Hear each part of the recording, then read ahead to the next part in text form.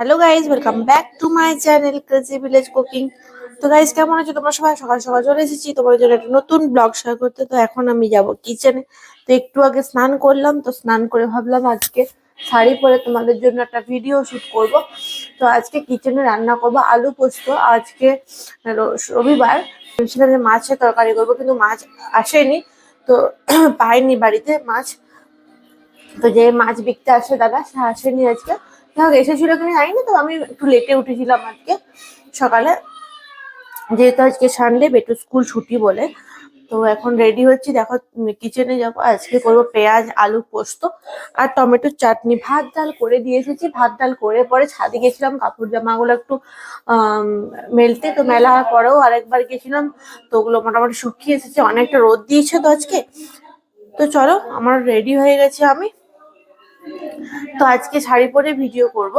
তো কেমন লাগছে বলো? শাড়ি পরে ভালো লাগছে নিশ্চয়ই। তোমরা আমাকে কমেন্ট করো অবশ্য। অনেকে আমাকে জানিয়েছে যে শাড়ি পরলে অবশ্য ভালো লাগে। কমেন্টের জন্য আজ আমি শাড়ি পরে আজকে ভিডিও করছি। তো চলো গাইস, রান্নাঘরে যাই, যাওয়া যাক কিচেনে। কি দিবি তুই? না, বটি নিতে নেই বাবা। তুমি দেখো, তুমি তাহলে তুমি সাইকেল চালাও, ঠিক আছে? তুমি এখানে রাউন্ড করে সাইকেলটা চালাও, হ্যাঁ? চলো, আমি আলুগুলো কেটে নিই। আলুগুলো আমি আগের থেকে ভিজিয়ে রেখেছিলাম, তাহলে কি হয়, নতুন আলু তো, তাহলে তাড়াতাড়ি করে ছালটা ছেড়ে যায়। আর কদিন পরে সরস্বতী পুজো বেটা, তুমি স্কুলে সরস্বতী পুজো যাবে তো? হুম, আমি মাকে ঢুকতে দিবে। হুম, পাপা মা সবাইকে ঢুকতে দিবে। তখন তুমি আমি সরস্বতী হাত কেটে যাবে, চলো সরস্বতী পুজোয় যাবো। হ্যাঁ সোনা, শুনো কথাটা, শুনো সোনা, হাত কেটে যাবে, হাত কেটে যাবে। সরস্বতী পুজোয় যাবো। সরস্বতী পুজোয় গিয়ে আমরা কি করবো সোনা? মজা করবো। ঠিক, মজা করবো।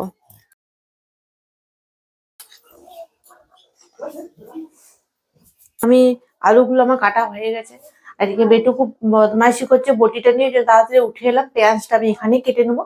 তো এখন আলুটা সেদ্ধ করতে দিয়ে দেবো প্রেসারে। তো চলো আলুটাকে সেদ্ধ করে নিই। তো চলো, আমি পোস্তটা আগে বেটে নিয়ে এখানে বসে বসে বাচ্চাকে। শিলটা যদি বাইরে থাকে তাহলে এই এক সমস্যা হয়ে যায়, প্রচন্ড শিলটা বালি হয়ে যাচ্ছে।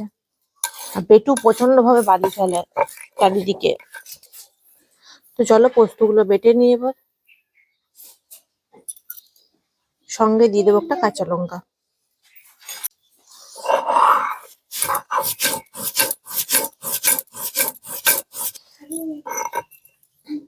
আর কটা দিন পরেই সরস্বতী পুজো, আর এক সপ্তাহ পরে।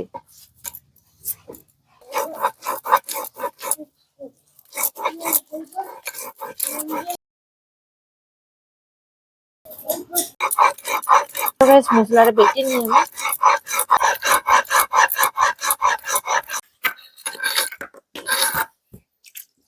তো চলো, আমার পোস্ত বাটা হয়ে গেল। এদিকে দেখি পোস্তর আলুটা আমার সেদ্ধ হয়েছে কিনা।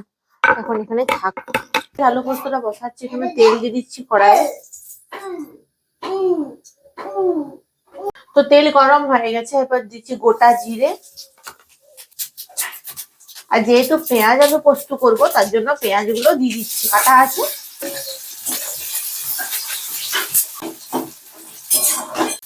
পেঁয়াজ গুলো হালকা ভাবে ভেজে নেবো, বেশি খরা করবো না, বেশি লাল লাল করবো না, হালকা ভাজবো। পেঁয়াজ ভাজা হয়ে গেছে, এরপরে পোস্ত জল আর আলুগুলো যা আছে সমেত একবারে দিয়ে দেবো, যেহেতু এটাতে লবণ দেওয়া আছে। পেঁয়াজটা সিদ্ধ হয়ে যাবে।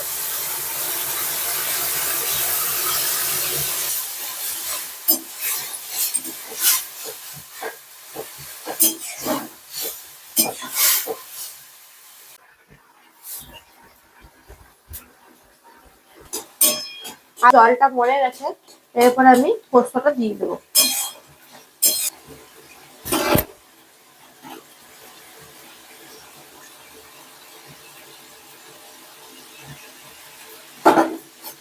গ্যাসটা অফ করে দিচ্ছি, কারণ পোস্ত দিলে যায়। গ্যাসটা অফ করে দিলাম পোস্ত।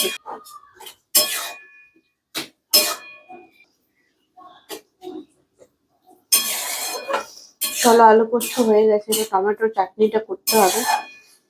চলো আলু পোস্তটা নামিয়ে নিয়ে আলু পোস্তটা হচ্ছে ঢেলে নিচ্ছি।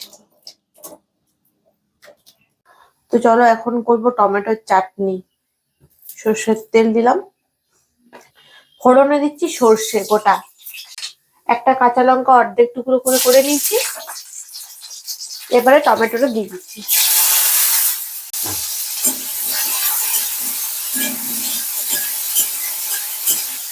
তো চলো গাইস, আমি টমেটোর চাটনিটা করে নিই আর দুপুরের লাঞ্চটা সেরে নিচ্ছি।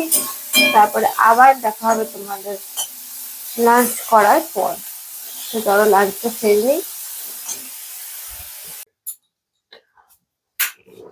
তো গাইস এখন চলে এসেছি সন্ধ্যাবেলা একটু চা খেতে। তো সারাদিন এতটা পরিশ্রম করার পরে মাথাটা প্রচন্ড ভাবে ধরে গেছে, তার জন্য এখন চা খেতে এলাম একটু। আজকে রাতে মেনুতে করছি ফুলকপি আলু ভাজা, যেটা আমি অলরেডি রেডি করে রেখেছি এখানে। আর এখানে আটাও মাখা আমার কমপ্লিট হয়ে গেছে, এই দেখো আটা মাখা আমার পুরোটাই কমপ্লিট করে নিচ্ছি, কারণ আজকে মনে হচ্ছে না আর একটু পরে শরীরটা চলবে বলে। কারণ খাবার তো করতে হবে, তাই না? বেটুরও কালকে সকালে স্কুল আছে, তো আমাকে তাড়াতাড়ি করে রেডি হয়ে খাবার দাবার করে পরে ওকে পড়তে বসাতে হবে। তো ধরো আমি চাটা হয়ে গেছে, একটু চাটাকে ছেঁকে নিই।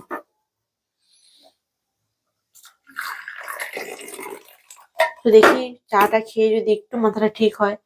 তো জানি না কেন আজ দুদিন ধরে রাত্রেবেলা একদমই ভালো করে ঘুম হচ্ছে না।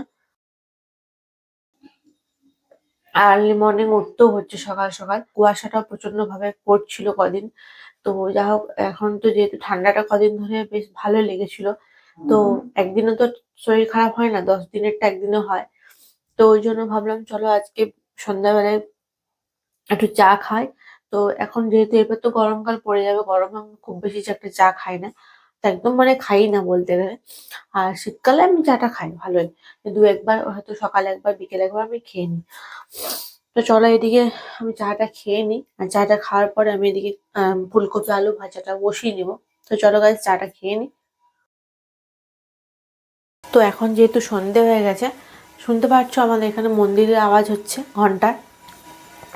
তো আমাদের এখানে মন্দিরে সন্ধ্যাবেলা আরতি হয়, বিষ্ণু মন্দির। তো তার জন্য সন্ধ্যাবেলায় আরতি হচ্ছে বলে ঘন্টা বাজছে। আর এদিকে আমার গোপালকেও এখনো খেতে দেওয়া হয়নি, আমি এদিকে কাজ বাজ সেরে নিই। তারপর বেটুকে আজকে বলেছি দিয়ে দিতে, বেটু আমার দিয়ে দেয় মাঝে মাঝে, হয়তো আমি সন্ধ্যের সময় দিয়ে দিই, আজকে আমি সন্ধ্যের সময় দিইনি। সন্ধ্যে দেওয়া হয়ে গেছে আমার কমপ্লিট। তো এখনও পর্যন্ত আমি গোপালকে খেতে দিইনি। তো বেটুকে বলেছি যে আজকে একটু তুই দিয়ে দিবি, কারণ আমার শরীরটা একটু খারাপ। চাটা খেয়ে নিই, তারপরে ফিরে আসছি, তোমাদের কি কি খাবার করছি তোমাদের সাথে শেয়ার করছি।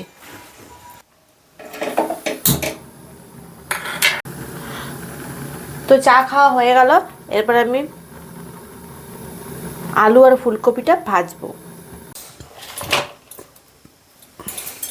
তো চলো জিরে দিচ্ছি আর কাঁচা লঙ্কাটা দুটো দিচ্ছি।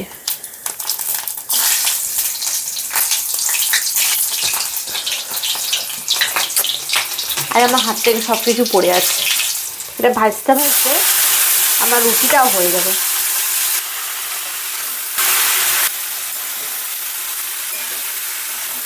চলো গাইস, ফুলকপি আলু ভাজাটা আমার হতে থাকুক, ঢাকা দিয়ে দিচ্ছি।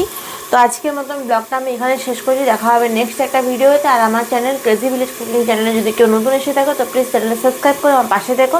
আর আমার চ্যানেলে মেম্বারশিপ আছে, চাইলে তোমরা মেম্বারশিপ নিতে পারো। তো আজকের ব্লগটা কেমন লাগলো অবশ্যই তোমরা আমার কমেন্টে জানিও, ভালো লাগলে like comment share and subscribe করে দিও। দেখা হচ্ছে নেক্সট একটা ব্লগে। তো গুড নাইট সবাইকে, টাটা বাই বাই।